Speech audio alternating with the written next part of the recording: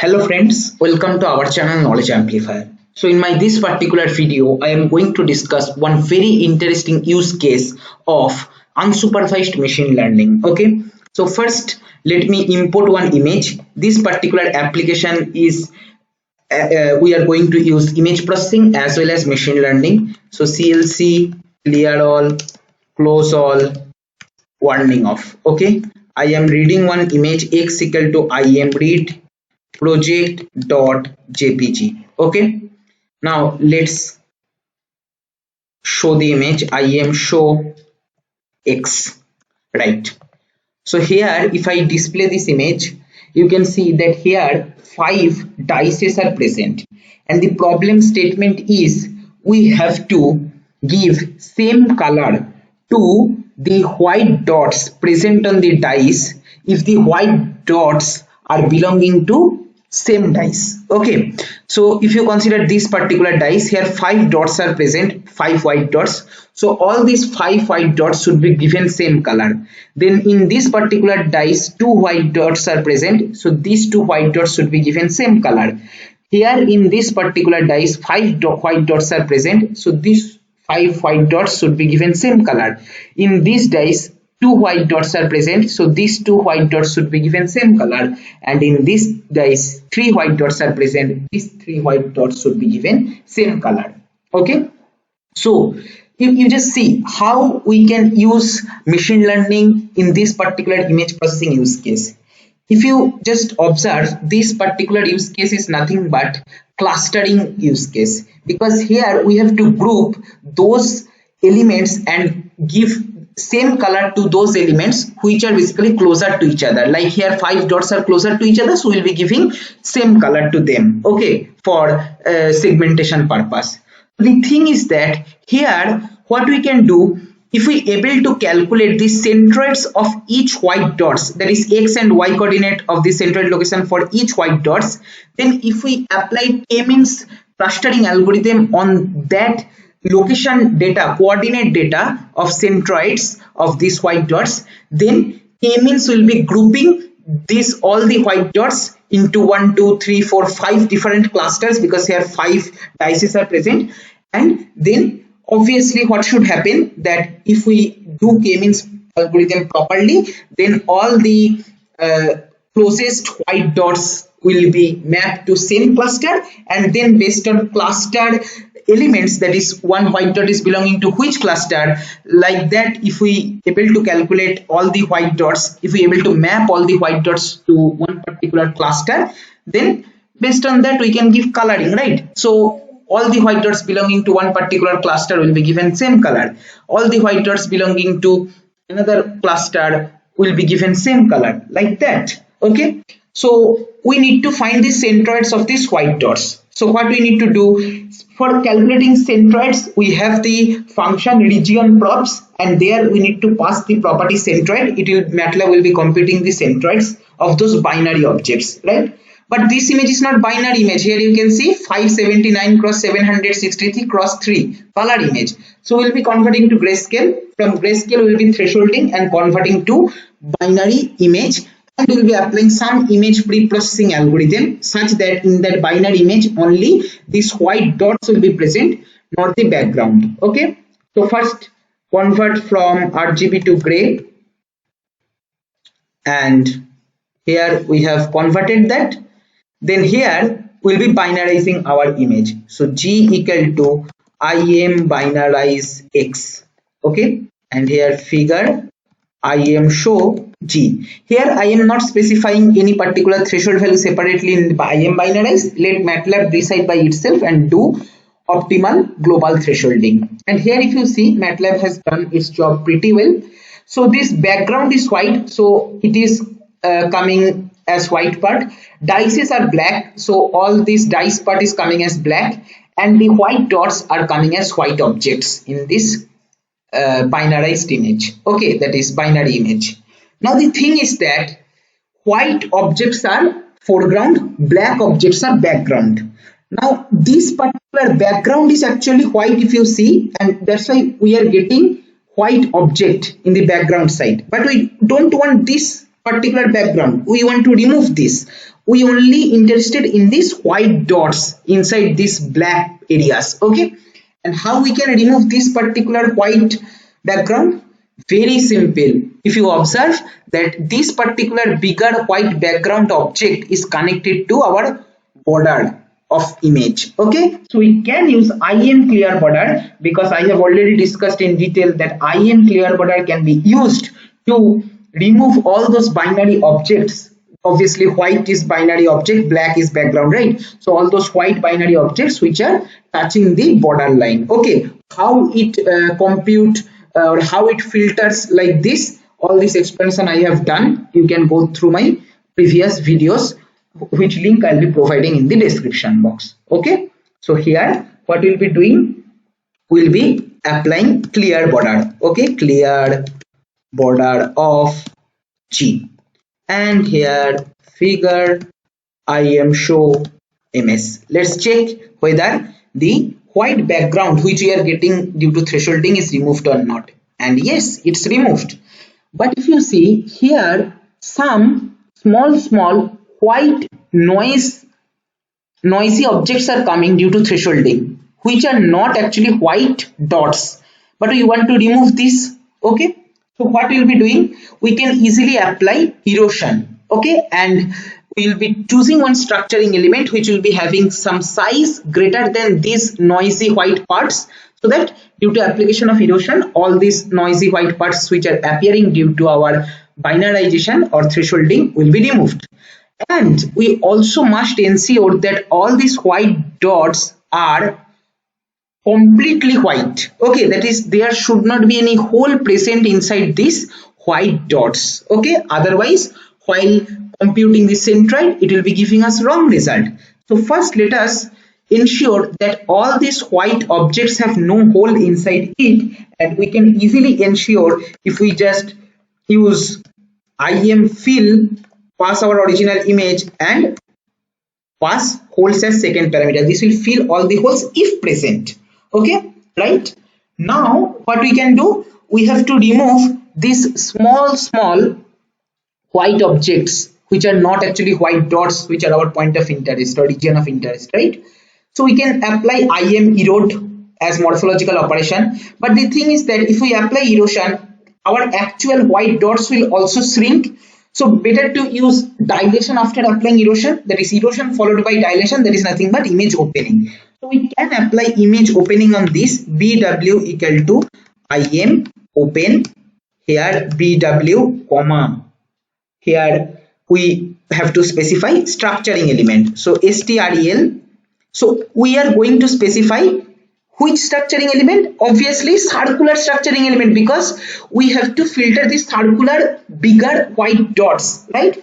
So we'll be taking disk shape structuring element, and here what should be the radius, that we need to decide by trial and error method. Let us first select 3 and check whether those white objects which are not actually white dots of dice are removed or not. If not, we will be increasing this dice size, this disk size of structuring element, right? So IM show BW, here we can give figure. Let's check. And here if we observe the filtered image, but see here this small white object is actually not white dot present on dice, so we need to increase this particular disk shape. So we are considering this time 5. Okay, right? Let's hope that it will be removed this time, and run this whole code, and here you can see it is removed. All right, then what we can do now, on this particular image where only white dots are present, we have successively applied different image pre-processing and we have achieved this. We will be computing the centroids, because for k-means only centroids locations are sufficient, not this complete white dots which is having thousands of pixels inside it, right? So what we will be doing, we will be applying region props property. Okay, so region props, region props. Okay, we'll be passing our original image and we want only centroids. Okay, centroids. Okay, centroids, right? Now let's run this whole code and check how S is giving us the centroids. I guess we are getting some error here. Region props expected input number 1 properties must match these values. Okay, so what error? Expected input 1 properties match values, Euler number. So sorry, this will be centroid, not centroids. Let's run this whole code and we have got our result. Let us check the S variable, which is one structure. We can see 17 cross 1 structure. Why 17? Because here actually 17 binary objects are present. 5 plus 5 10 plus 2 12 plus 2 14 plus 3 17. Okay, if you check 17 centroids, location x and y coordinates we are getting. Now this is structure. So how to extract the structure values? So suppose I want to extract the first row, S of 1 we are writing, this is returning centroid colon this x and y coordinate. So this is kind of key value part. If we want the centroids as values, you need to pass like this, S1 dot centroid, and you will be getting x coordinate and y coordinate. So like this, for all these 17 rows we need to compute, okay, and we need to extract the x and y coordinate so that we can apply k-means on that, because on structure no need to apply directly k-means. So we'll be creating one empty array for storing the x and y coordinate, and for I equal to 1 colon length of s for iteration purpose in our structuring element. Here we will append the extracted structure centroid location in new row each time. So we'll be giving semicolon to go to new row, and then here s of I, that is that particular row, and then dot, what we need to pass? Centroid, right? Because we have seen that centroid is the key. Okay, so after execution of this one in the G variable, or let me give some meaningful name, centroid. Okay, in the centroid variable, our all the centroid x and y coordinates will be stored. Okay, right? I hope up to this it is clear to you. Now we got the centroid locations, we can simply apply k-means. So index equal to k-means of our centroid data. Here no need to give quotation, then comma, how much, what should be k value? Here you can see actually 1 2 3 4 5 dices are present, right? So for 5 dices, these white dots belonging to one particular dice should be clustered. So we'll be giving k value 5 because 5 dices, so 5 clusters should be formed, and this ensures our k-means clustering. So IDX will return each centroid is belonging to which cluster. Now those how we need to color the white dots, we need to give same color to all the white dots which are belonging to same cluster. Okay, so G scatter we are going to use, as I have discussed earlier also. So we'll be choosing our centroid x coordinate, okay, which are belonging in the first row, colon comma 1, then comma centroids of colon, here it will be colon comma 2, which is our y coordinates, and then here actually index, based on index we are going to give coloring, and the 5 clusters, so I am mentioning randomly, first one red color, then green color, then blue color, then magenta color, then yellow color. Okay, right, and then I want to give somewhat bigger scatter plot. Okay, so I am specifying the size is maybe 40, and here in G scatter you cannot simply mention size. If you are giving the size parameter, you need to give the line style also, which is the previous parameter, input parameter for this size in G scatter function. If you explore methods documentation, you will be understanding this. So I don't want to give line style, so I am keeping that empty. So if you don't want to give one particular parameter, you can pass like this. Okay, and this scatter plot we want to do on our original image, which is IMShow X, and we are giving hold on, right? Now this should do our job pretty well, but there is one small problem. As k-means initializes first centroid randomly, so there is a possibility that wrong cluster might come. So it is always suggested you repeat your same experiment at least more than one time. Okay, and that we can pass using replicates. Okay, so replicates will replicate the process and it will return best outcome for which within cluster sum of squared difference is minimum. Okay, suppose 10 times I want to replicate the same process. Okay, and the best one I am going to choose and plotting that. Okay, let's hope that we will be getting proper output as expected.